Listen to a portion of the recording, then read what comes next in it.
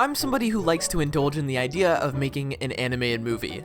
What works? What doesn't work? Why I like something? Why I hate something? But to find the good movies that you like, you have to watch many movies, and sadly that comes with a lot of bad movies. And trust me, I have watched so many bad movies. Like, I was for some reason drawn to the worst animated movies when I was like 5 through 8. Oh, you grew up with Toy Story and Monsters, Inc.? I grew up with Happy Feet, Hoodwinked, Over the Hedge, and every Garfield movie. I wasted so many hours watching those movies. What even happened? Now, there's a pretty big difference between a forgettable movie and a bad movie. Sometimes a bad movie is also forgettable. Sometimes a movie isn't bad, but is kind of forgettable. Sometimes a bad movie has more impact than a forgettable movie, and almost offers more by being bad. For example, The Good Dinosaur is obviously the much better movie compared to Norm of the North. But nobody talks about The Good Dinosaur. You know what they do talk about? Norm of the North. Before I get into this video, I just want to state, just because I think a movie is bad does not mean I outright hate it all the time. If you like the movie I don't like, that's great. We don't have to be exactly like each other. I'm okay with having people that like different things.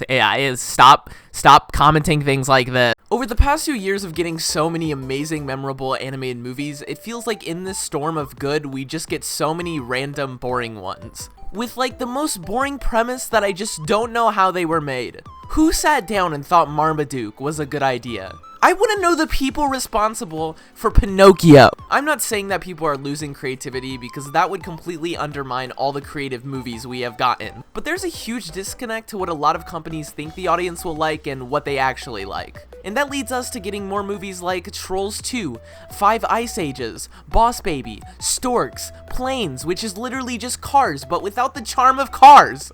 I never knew if this movie was like a ripoff or associated with Disney. They just never made that clear for some reason. I watched this movie with my family and I don't remember a single moment. I remember the Wii game more. I find myself liking the idea of a movie a lot more than the actual movie itself. Execution is a huge part of what makes an idea work. Anybody can have a good idea. The hard part is getting it to connect with other smaller ideas in the movie without making your audience confused or bored. And that doesn't always work, sadly. Let's take Secret Life of Pets, for example. In my opinion, a little better than most Illumination movies. The main idea of this movie isn't actually bad at all. We get introduced to the main character Max, who is very happy and content with his life as a dog, and then boom, everything is broken when his owner gets another dog. That's actually a really fun idea, and the characters aren't that bad either. They now have the chance to play on the tension of these two characters and maybe add in some heartfelt moments where Max learns to share the love. But I guess this idea wasn't enough, and the creators felt the need to add the most boring escape story known to man. They really did not try with the villain characters at all. I also feel like animal animated characters are really hard to get right. When I asked my audience on Twitter what they thought was a forgettable movie, a lot of them mentioned animated animal movies. It could be because we're humans and we don't relate or connect with animal characters, but that can't be right because I love Ratatouille. Turning Red was amazing. I cry watching The Lion King. So that just shows that it's all about connection with the characters. No matter what the character is, if it's believable and has a sliver of personality, then animals can definitely work. Toothless doesn't even talk like the rest of animated animals, but DreamWorks manages to make you connect with him solely on his eyes and gestures, leading Toothless to be one of the most memorable animal creature characters. And then you got DC Super Pets. I don't think Super Pets is terrible animation-wise, it just seems like such a cheap cop-out for an animated DC movie. Just an animated movie in general. Like, DC literally has millions of characters and worlds they could have made into an animated feature, and they just had to choose to make it about the pets. So original. Which is the problem I think we face with animated movies. Repetitive content has become so apparent these last 10 years. So Marvel just dropped their animated movie Spider-Verse. It's crazy good. OMG, I love that movie. We should make a movie like that. Ooh, I like it. Maybe a CGI Teen Titans movie, Lego Batman 2, maybe a Riddler animated movie. No, we need to give them pets. The Rock needs to be in this movie. He will voice the main pet. At the end of the day, it's all about making memorable characters that makes a memorable movie. Like, sure, story and plot matter a heck ton, but if the audience doesn't care for your characters, they're not gonna care for the adventures the characters go on. And you don't need a silly montage to show, hey, this character has personality. Aw, they're sad. Aw, they're happy. Sometimes it kinda works, depending on what your story is. But overall, good characters grow with their surroundings and the story. Coco works because of the wholesome clash with Miguel and Hector. Lego Movie works because of Emmett's optimism clashing with the real world. Luca works so well because of the dynamic of Luca and Alberto's friendship. One character is afraid of doing wrong and obeys the rules, and the other is not afraid to break the rules and actively tries to, which creates this really interesting undertone that makes the audience connect with these characters. And that's when we get to enjoy the story they go on. Pixar is so great when it comes to creating characters because they can make you like a character that seems to be completely unlikable. And then Pixar also does the opposite by making a character that seems to be likable super unlikable to secretly teach the audience a lesson. I just got chills. I wouldn't say Encanto is my favorite movie of all time, but boy are the characters so well written. Disney manages to even make the least likable character have a little bit of redemption, and that is just amazing writing. And then you got movies that don't do any of this. A lot of these forgettable movies have characters that feel very fast and really bland. Half the time the villain characters feel like they're created not to be a villain but to look as villainy as possible, and they just completely disregard the motives or intent of the character. This is the worst villain I have ever seen in a movie, I'm sorry. They gave her a wart and was like, oh yeah, this is our big bad. Buzz Lightyear worked so well because he was a toy who believed he wasn't a toy, and that brought in a really sad characteristic to him. When you turn toy Buzz Lightyear into a human, you completely forget the entire reason he worked in the first place. Toy Buzz Lightyear was unique. He's a toy, a space toy, a new toy. And now he's just a dude. Which is fine because they wanted it to be the origin story of the toy, but like, why? He was a toy, that's what made him good. Why do we need a human version of him? I didn't think it was a terrible movie by any means, but nothing hit me in this movie like most Pixar movies do. It doesn't try to be any more than what it is. And because of that, human Buzz feels very boring in this movie. He barely has any redemption or change. And don't get me started on the plot twist, I actually rolled my eyes in the theater. Characters are the defining factor to why people watch movies. For demonstration, let's compare movie covers. Let's compare Storks to a movie like Zootopia. Zootopia not only has the less generic cover, it also has characters that feel like they have personality.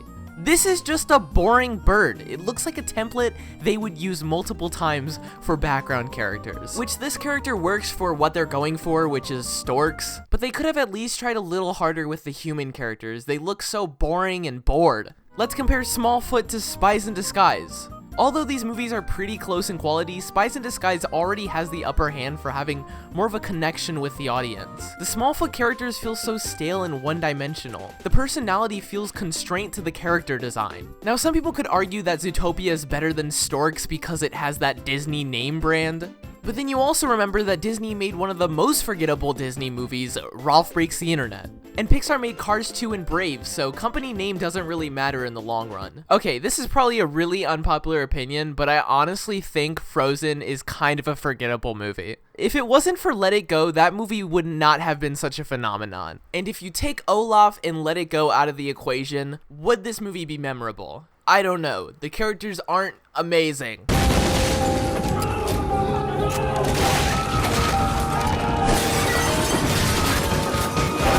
Once you've established some likable characters, that's when the plot does start to matter the most. Let's take Smurfs Village. It has some really nice animation, some really great characters, but a super bland plot.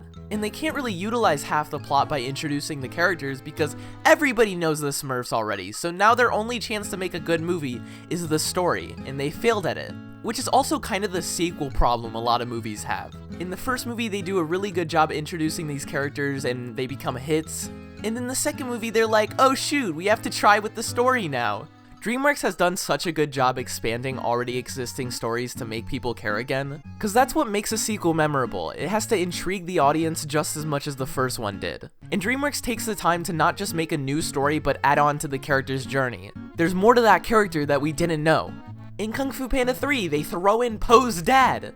In How to Train Your Dragon 3, they make Hiccup old. They're so genius, it's so cool. And then you got sequels that don't expand the story and almost backpedal on what makes them good. Like Hotel Transylvania 3 and 4. Like, I understand a lot of people don't even like the first movie, but I thought it was a lot more original than the third and fourth. It's like they gave up on trying to add anything new to the story and they were just like, we're gonna make them go on vacation. Hotel Transylvania 3 manages to have every single bad animation characteristic that the story feels almost computer generated. Dance ending, check.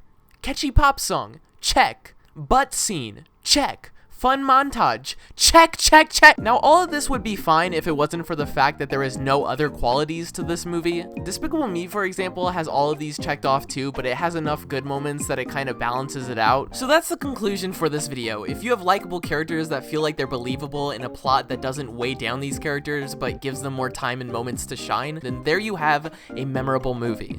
Now that's probably easier said than done, but if you create something that's special to you, then it'll probably be special to others. And when we do get that lucky movie, it changes tons of lives. And I couldn't be thankful enough that I live in a world with movies like Inside Out, Spider-Verse, Spirited Away, and hundreds of animated movies that have impacted us.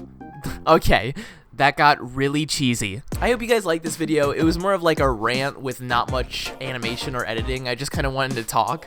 I can't thank you guys enough for the support on my videos lately. It feels really weird that people want to hear my opinions. Like, what? I hope these videos offer you a little bit of substance. Even if you're not gonna make a sequel and it has nothing to do with you, I hope you get maybe some inspiration from my videos. And if you're a director watching this, make good characters, I guess. Also, no hate to any of these bad animated movies. If we didn't have them, then we wouldn't learn from society's mistakes. In order to have the good, you have to have the bad. Yin and yang, guys. Let's go!